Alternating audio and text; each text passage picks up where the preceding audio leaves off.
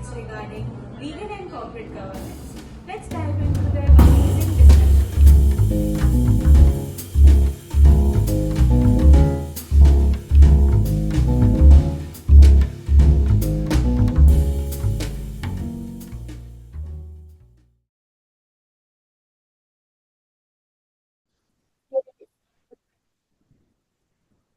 Welcome to another interesting episode of College to Corporate Insights Unplugged, Season 3, Episode 10.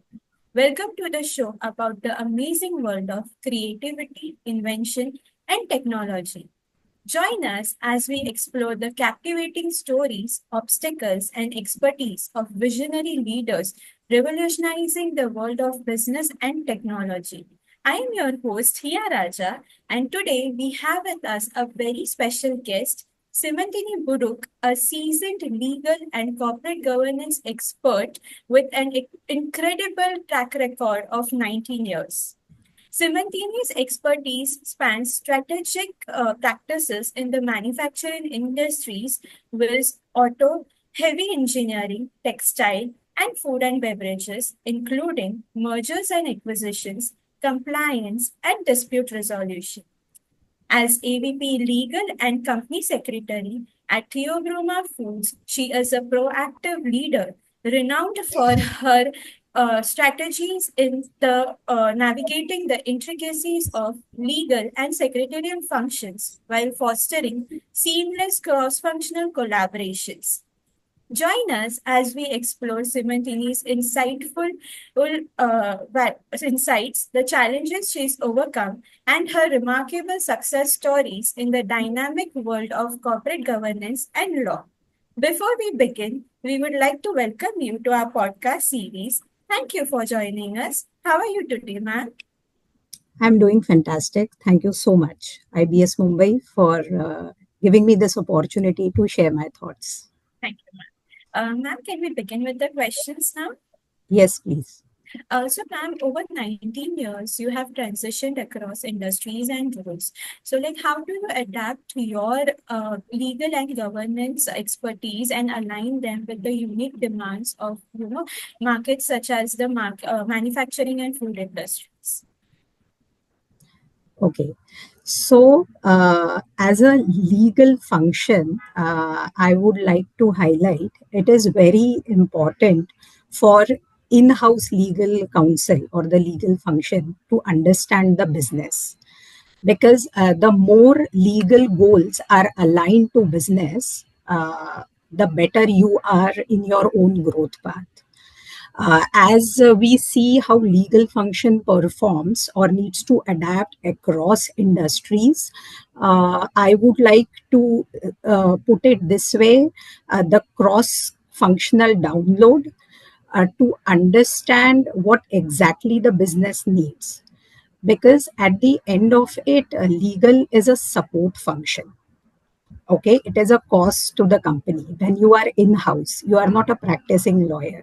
So understanding business is the bottom line to adapt your legal goals to the business goals across industry. If I have to give you an example, for an heavy engineering like Group, where turnkey projects are there, getting a bank guarantee from your vendor is a must.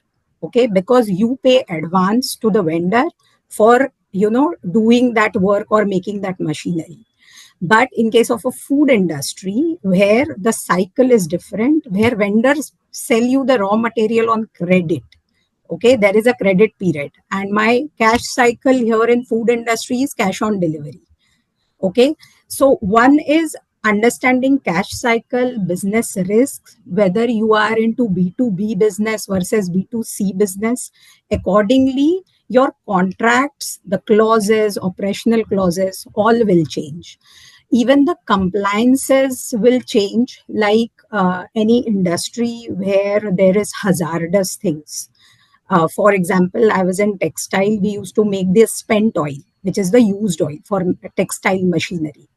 That hazardous waste, you need to be very vigilant, ensure strict compliance. Okay, as compared to food industry, it is not hazardous, but the speed at which you have to address notices, because you are dealing with B2C customer or the consumer complaint, you don't get much time. So that is the difference. Your focus changes, so as your contracts and compliances, that way the legal function has to adopt to the business as you transit industries.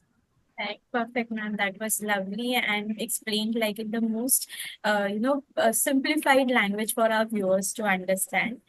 Moving ahead, ma'am, what are the top challenges that you foresee for legal and secretarial teams in the next 5 years, and how do you think the organizations should prepare themselves for the same? uh, Top challenges for legal, I would put it, first is the data protection framework. Uh, every organization has to develop Digital Personal Data Protection Act, which got, it came up last year in August 2023. It is more or less based on the GDPR guidelines of EU. This act basically is making whatever is personal data of every individuals, any organization dealing with personal data in any manner, there has to be certain framework, because in next year or in last few years coming to future, data is going to be the key. Okay, it's data analysis, data, big data, data churning, data mining, all revolves around data. So what are, for a legal professional, whether in-house, external, data protection, protection framework has to be robust enough for every organization to avoid liabilities. It can, so this, it is yet evolving. Only act is there, rules are not yet out. So there are, and amongst legal professionals, how to implement without rules is a challenge, and it's going to become. See, theoretically, it's easy to make a document, but implementation is really going to be challenging for legal professionals to convince the cross functions its importance and its implications. So one is data protection. Second challenge I can see is penetration of AI in the legal field or in documents. AI is penetrating whether you want or you do not want. Okay, many jobs may become redundant. Okay, few things which can be automated, matching of clauses, many things.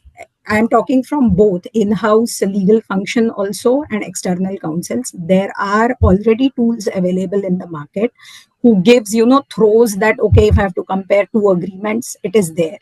Use of such tools will be very much helpful, but the pace at which technology is growing and the pace at which legal professionals have to update themselves, there is a gap, and this can become a challenge or will be a challenge as per my perspective.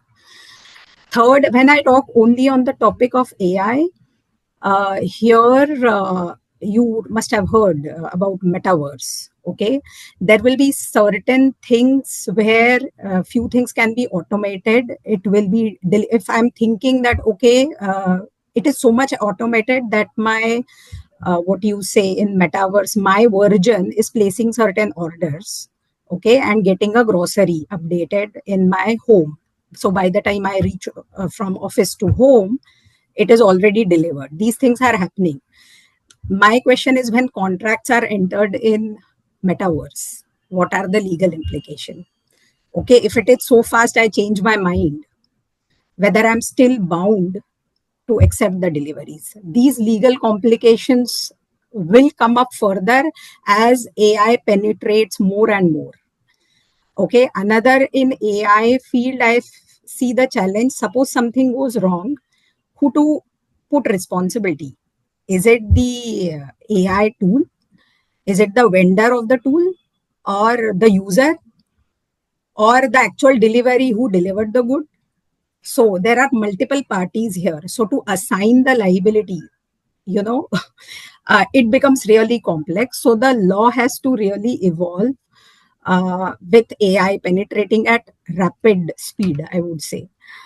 Third challenge, which I would say legal governance function has to improve, is ESG impact, which is environment, social, and governance.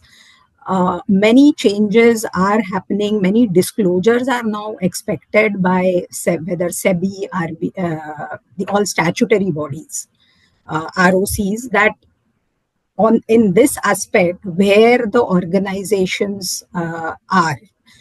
And to give very simple example, like everyone is aware, are you really calculating your carbon footprint? As simple as that. Right. There are carbon footprint calculators, so you may detect basic fuels. Okay, if I'm using, if one is my electricity, second is my, if I'm using LPG, that CNG, and actual gas fuel, ways to start with very basic. It also impacts if my vendors are using, how much carbon footprint as an organization I'm creating. Okay, so this impact, and then what you did. Okay, I'm running, suppose my outlets ACs are working 8 hours. Are there some modes I can reduce usage of electricity? How can I conserve water? What are the ways? So these questions and related disclosures are going to come. So first is the tracking part as a challenge, and for secretarial, like legal secretarial functions in directors report, the disclosures will become mandatory. So I won't be able to disclose it till I'm tracking it, right? Right. That Correct. data. So I could see, yes, these three aspects where a lot of challenges, but it's fun to overcome the challenges, lot of learnings. Definitely, ma'am. Like as much as this sector is evolving, there are as many challenges also which have to be, taken care of. Perfectly explained. Moving ahead, ma'am, like given your experience in dispute resolution, what are some of the strategies that you use for, resolving corporate complex conflicts? Okay. Strategies to resolve dispute resolution. Right. Okay. So, one thing is very important. See, any law graduate or a lawyer, okay, when choosing the path, uh, the perspective becomes very different if someone is an external counsel or a lawyer and want to litigate, that's the career path, versus in-house legal counsel. This is because, again, I'm coming back to, I think, answer of the first question. If you are in-house legal counsel, it's always alignment with the business goal. Okay, getting justice and winning a suit.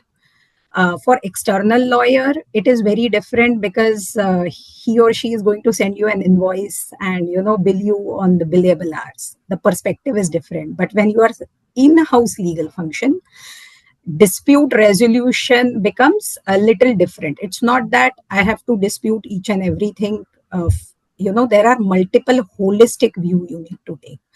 So few strategies to what are doable or which I use, or very simple.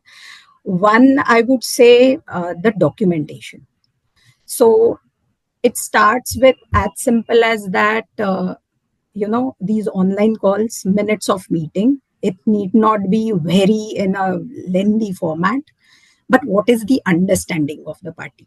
Okay, then when it comes to contract stage, whether the contract provides all the possibilities, when the dispute is happening, if dispute happens, my contract should answer properly all the possibilities. It's difficult to foresee all possibilities, but it is not impossible, you know to gauge these are the areas where dispute can arise. So one is, in many contracts you will find clause of termination is there.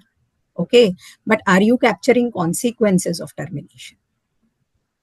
Who will do what after? Okay, there is a dispute, whom to approach, whether jurisdiction is mentioned precisely. So these things can be, or as simple as that, mentioning an interest clause in a business contract. Uh, Rule is very simple. If I don't mention this clause, my right to claim interest is gone forever. Just by mentioning clause doesn't mean I'll exercise that right. But okay, my window is open to claim that right in future. I may end up doing settlement not to claim the interest, but I have a better negotiating ground.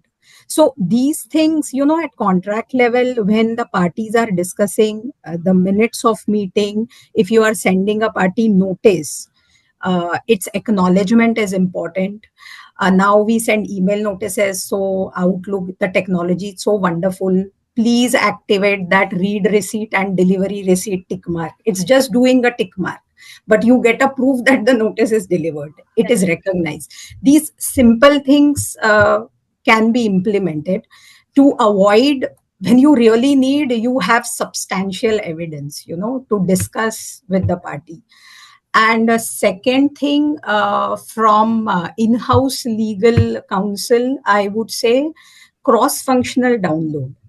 See, normally disputes happen also because of, spoiling of relationship between the SPOC, specific point of contact between both the parties.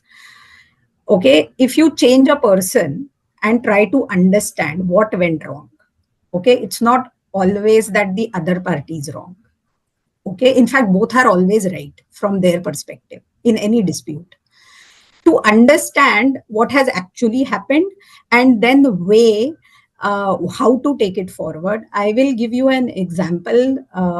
In my previous organization, there was a tool vendor, and our tools, heavy tools worth lakhs of rupees, was lying with him.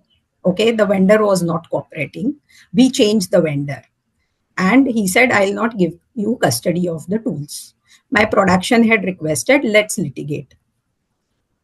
Okay, I find it very and he just wanted that, okay, once it is litigation, it's a legal issue, then vendor is not cooperating. When I took a proper download, it just clicked me, might be if I talk to the vendor, is it going to help? Okay, ideally it is production whose vendor is, that function has to talk. And I said, okay, let me try. Litigating, sending notices is very easy, but it may take 5 or 6 years to really close the case. So is it worth it? And I understood the real issue was the relationship between these two people. Second is, he was only expecting that we should pay the charges for uploading, packing the tools, loading it on a truck, which should not cost more than 20,000. So his only expectation was this much, but he had done multiple things for which my production head was not happy. So it was a tussle between them. I arranged it. I said, okay, if we bear this, is it okay? And he agreed. So, okay, there was email exchange. I took his consent because he should not back out on the words. He loaded, we got the tools. And then came the COVID. You won't believe, after 3 months, my production had called and he said that and we saved a lot of cost of replicating those tools. That company went into liquidation, that tool vendor. So this is the way, when you take proper download from cross functions, it widens your perspective. It helps the decision making, whether it is really worth fighting or is there any better solution, a midway. And I would say always look for common interest when you are in dispute with the other party. Okay, it's not only professional, you can use it in your personal dispute also. See, if you are working from position, you will never resolve a dispute. Okay, because both are holding tightly both the positions. The moment you leave that and you say, okay, these are my common interests, let's do this way. Okay, new solutions come up. So yeah, these are the few things which I would like to put as whatever, resolving disputes. That was really very informative, ma'am. And it actually gave us also a very different perspective, because we are used to a certain perspective of solving, conflicts. But this was something which really, will help us and our viewers as well.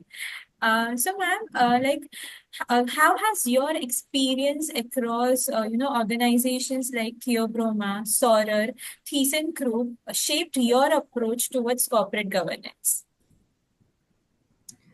Yes, my experience, it's it's been a wonderful journey so far, and I would like to put it this way: I'm really blessed to work in multicultural and German MNCs, all three: Bayer, ThyssenKrupp, and Oerlikon Saurer.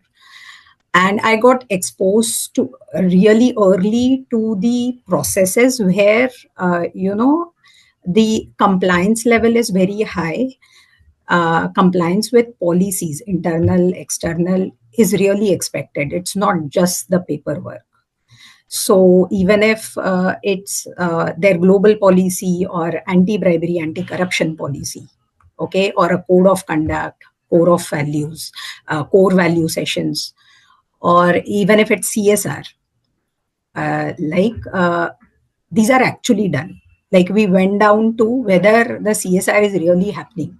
It's not just donating to some NGO and then forgetting, doing the tick mark activity. It was never like that. Uh, Gift policy. These MNCs also maintain that, like disclosure of gifts. Second is whether posh laws, whistleblower, and most important from secretarial perspective, many small private companies may have a trend of paper meetings, which even those few of these organizations were private, but luckily it never happened. It was actual meeting. Now it is really easier with virtual meetings allowed, but earlier the trend was very common, just to do paper meetings. So when I say my perspective or approach to corporate governance, they really shaped it, to fulfill, uh, really in spirit, not just in letter, to the extent possible. Yes, I do understand. Again, coming back to the business alignment, if you stretch it that far, it should not harm the business. There you have to stop and, balance that. But it is doable. There are many organizations which are doing it. You only need a will and right attitude. That's it. Perfect, perfect. Ma'am, if not, like, this is something which I am very curious to know about. If not a legal professional, what other career would you have pursued? Oh, okay. Okay, I would have been a Kathak performer and a coach. Wow. In fact, partially I am living my dream because I am associated with the Ninath Center for Performing Arts, founded by Dr. Tina Tambeji, my guru. So I'm Kathak Visharad and now pursuing my master's, Alankar, under her able guidance. And she gave me a new identity, which I dreamed in my younger days. And yes, it's been a wonderful journey. Yeah, I'm now associated almost 12 to 13 years with Ninad. And I have performed at NCPA, Bharat Bhavan Bhopal, ISKCON. So nice productions. And Natyanjali Chembur, there is a dance festival every year, it happens. Correct. And classical dance is something I would say it's beyond just a hobby or a passion. I would say it's a soul healing process for me. So, yes, I think still lot to do. I took kids batch last year, 1.5 years before, just to try. Yes, for some time. It's nice. So maybe, yes, Kathak coaching. Wow, I still have that's plans to do something there. Wow, that's amazing, ma'am. Like, really, it was very much unexpected. I really thought it would be something, because we have that, thinking, but this is something which was very much, unexpected and surprising at the same time. How do you see the role of legal governance evolving in the food and manufacturing sectors nowadays? See, okay, role of legal. Okay, let's first understand the core functions of legal, okay, which is very common in every industry. So, broadly, if I can put it in four buckets, governance means secretarial. So, one is your contract management, making contracts, okay. Second is dispute resolution, which is notice, reply, or litigation, managing disputes. Third, I would say, yes, compliance of laws. It comes core functions or core duties. And if you one is handling the secretarial functions or governance function, then board shareholders matters. That. So these are the core things.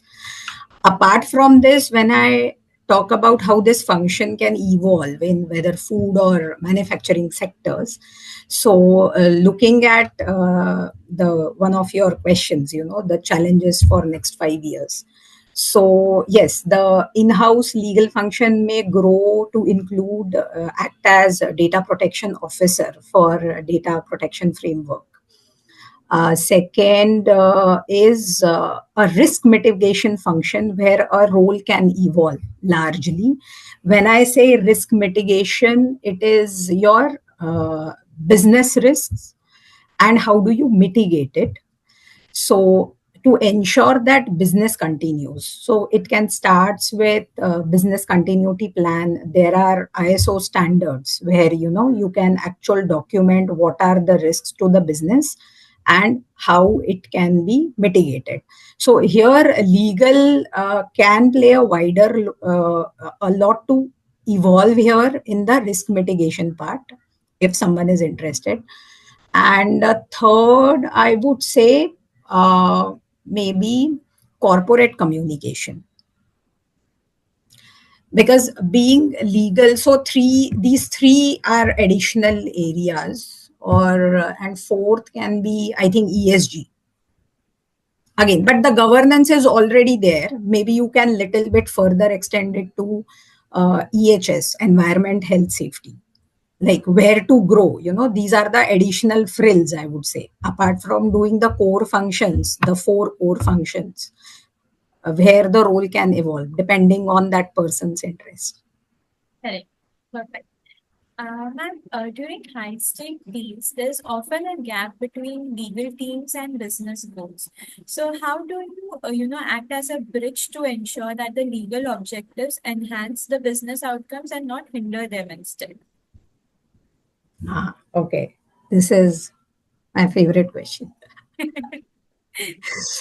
Okay, actually, it is unsaid rule or understanding that legal function is looked as a draconian function by other functions in any organization. uh, I also tried to figure out initially in my careers that why is it so. you know if you talk to any sales person or marketing people, uh, they'll say, oh, legal, don't go give it, let's not go to legal. They'll only create hurdles. Right. Let's try to close it within ourselves, because if it goes to legal, they take 8 days to close a contract, more than that. And everything will get stuck. This is general understanding. So when I said, okay, can this image be changed? Okay, what can I do as a legal professional? And first is why this image is, and what can I do to change this image? And the answer I got, or I realized it, many legal professionals, okay, they just tell you what to do without explaining why to do. Okay, they miss out on that aspect. See, they read a lot of things, okay, but when you are explaining the things to cross function, okay, the hurdles, again, alignment, okay, you have to understand what your audience want, and for treat other functions as your internal customers, whether it is strategy, HR, finance, your production. What do they want? Supply chain. Okay, what are their pains? You are there to support business. The moment you give this focus, you explain the things change. And third part, I would say, uh, you know, just that's what. telling them to do and explaining them why to do. Okay, there is a difference. And keep it simple. Okay, rather than, or a second part, which normally happens is the legal professional threaten people. Right. Okay, see, no one likes to get threatened. Okay, everyone is looking for solutions. Okay, I am not saying that you ignore risks. It's your core duty. Okay, if something, suppose there is hazardous waste in an organization and it is not disposed of, it's a high risk. You highlight the risk, chase it, that it is ensuring that it is important. But threatening them every time that someone will be behind the bars and all that, people get scared. Okay, and there is no need to do that. Okay, so stop scare. If legal professionals stop other functions scaring, and rather than offer them solution. Okay, if we do this, this may happen. And what does it cost? At time there will be cost. When I say cost, it's not financial cost. There will be something else. Offer a solution. It changes the perspective. So those hurdles, what you say, in doing the business outcome, you can actually create a value. Yeah. Just a little shift. Correct. Law has to be followed. See, this is your core duty. You should not get mesmerized by other business requests, but don't teach them law. They are not interested. Correct. Offer solutions. Very well explained, really. And what frameworks do you use to ensure consistent compliance when it comes to multinational teams, especially during complex global transactions? Okay, ensuring compliance during complex global transactions. Correct. I would say first are implementation of global policies. Okay, so when I talk about certain things, you can't give discretion to different countries. Now I'm talking from global perspective, and maintaining uniformity and consistency is much more important to ensure the compliance. Okay, so few things has to be done centrally. There is no choice. Otherwise, you will, if you leave that discretion, you will end up having multiple variations, so that you cannot afford. Then the compliance will flow down to multiple countries. Second is strong systems and processes. I think all big organizations eventually grow and create such systems so that it runs automatically.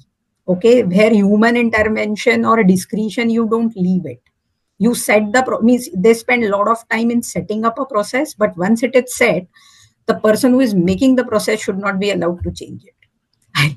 Okay. Okay, then you also provide, if something is to be changed, then you initiate, say, the levels, that who has power to change it, with whose consensus. You establish that. So your delegation of authority, escalation matrix, these documents will help in consistent compliance flowing down. And it involves huge costs. Okay, what I'm talking, but I would say if you have to manage multi-country compliance, okay, whether my policy is really getting followed. Okay, sitting there in Germany and just issuing policies, but is it getting implemented in Vietnam or India or China, for that matter? There you need to have uniformity. One software, you make it little mandatory, no choice. It has cost, but it is still worth it. And typical in M&A transactions, where a lot of due diligence processes happen,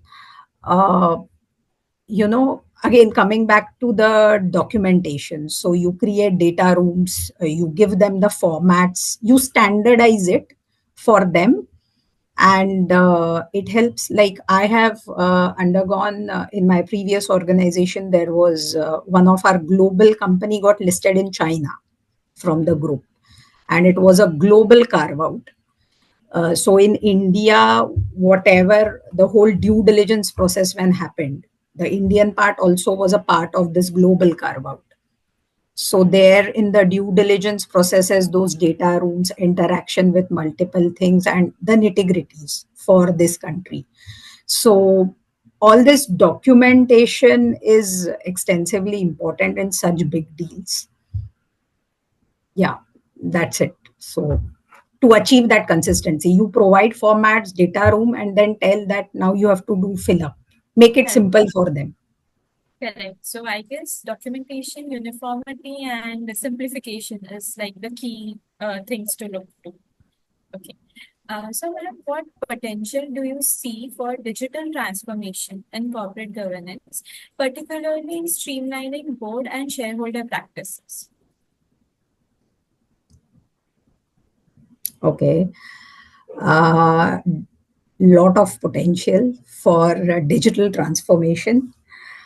Uh, to start with board secretarial practices, now ROC has allowed this virtual meetings, even shareholders' virtual meetings.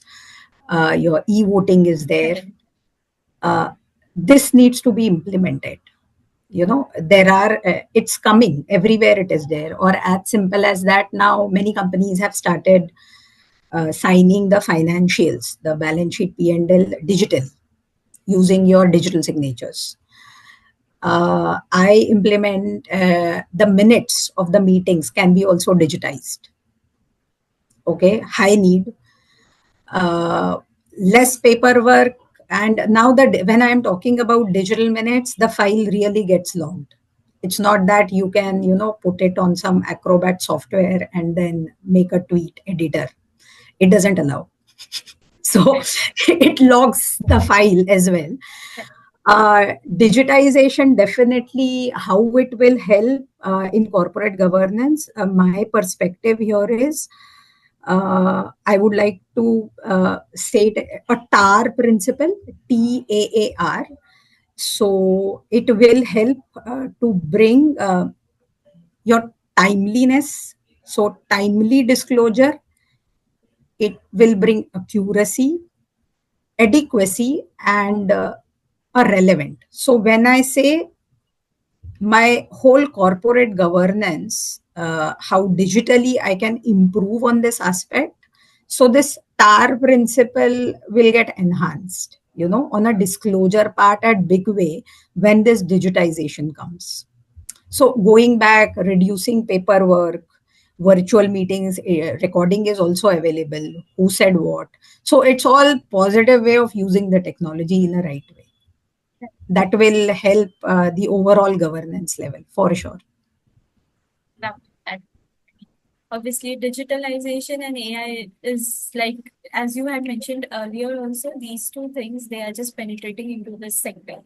So, ma'am, I guess this is the question that most of our viewers will have. That is, as we are aware of, legal careers often demand long hours and high stress. So, how do you stay motivated and resilient while, dealing with complicated situations and high pressure scenarios?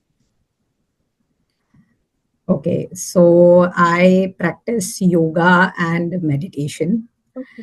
and my strong appeal to all college, even school students, uh, please learn simple meditation techniques. Okay, meditation is not something which you should acquire after 60. Okay, it's real need of hour.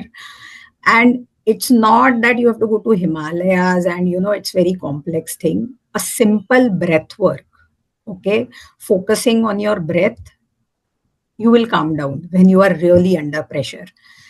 And see, pressure is important. Don't try to avoid it, because it is a nature's law. Okay, the carbon I'll give you turns into a diamond only under pressure. Right. If you want to turn yourself into diamond, that pressure is required. Don't avoid that. Here I would like to quote Sister Shivani ji. Stress is there. Okay, stress is the buzzword. So stress.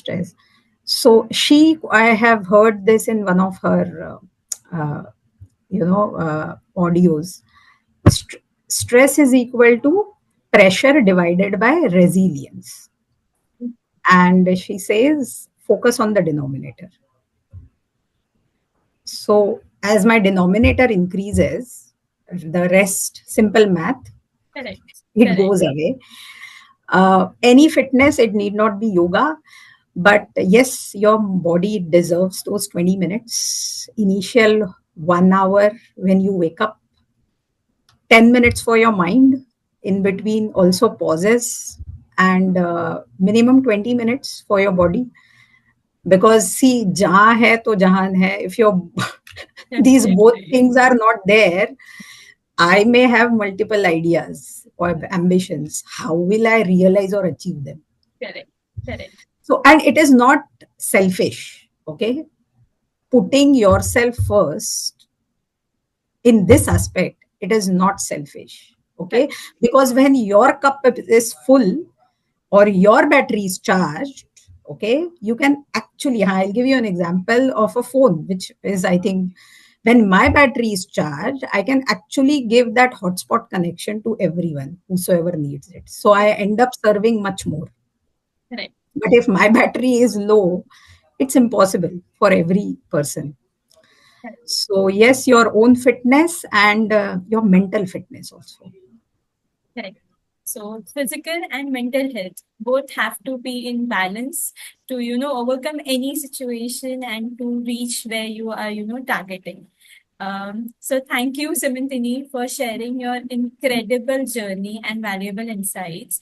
Your experience in navigating complex legal infrastructures and driving strategic initiatives have been truly inspiring.